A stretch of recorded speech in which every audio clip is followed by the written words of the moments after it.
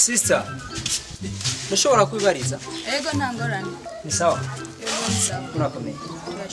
Naberewe? Merci.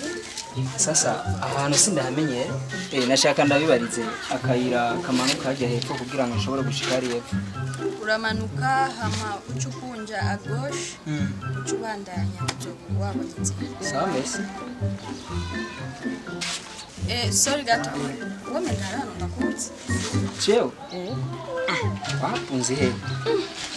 Yara harano mwari kundatembera ndakubona wicaranye n'umugore wawe. Si wawe? N'umugore wanjye? Tena n'umugore mfise jewe.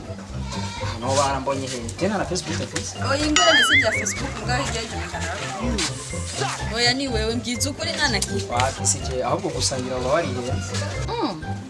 None ngenda kwibarize. None umuntu mwiza nkawe kwero umbwira ko atangura ufise. Jewe? Umjene nkawe nyene oya. Mana we. Kwibone. Wapi pe je na mugore mfise. Izo bintu narabyipfuje ndabibura. Urabyifuje urabibura? Kuva kera. Oya wo bibura gute kandi natwe duhari.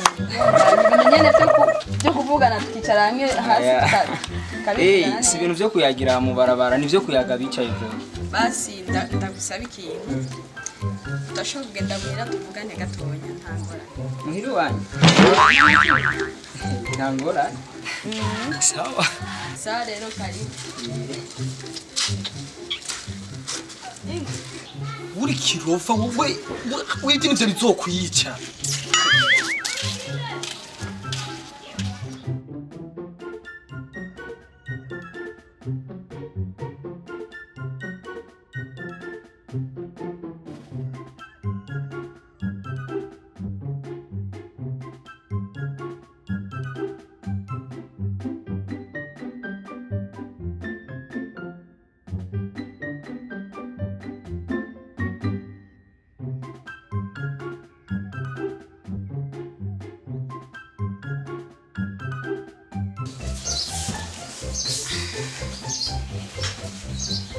Sante Allense ngaha awashitse muhira. Merci sana kweli. Yifana ari amata ari yo. Muragize neza. Sawa. Mufise umutima mwiza ariko. Merci. Sanze musengera he. Tugisenga muri Katolika. Ni vyiza. Gira rero ivyo waruvuze yuko tutavugana duhagaze ari yanyi kwibara nabushikanye muhira turashaka kubivugana. Yego vraiment kandi nkuba ahantu heza. Merci nuko turashima Imana igumikora neza. Ni vyiza kabisa. Urumva usanga nyene bigoye. Vuga nta kimwe uguruka je n'ukuri kw'Imana ndi prête nta na kimwe.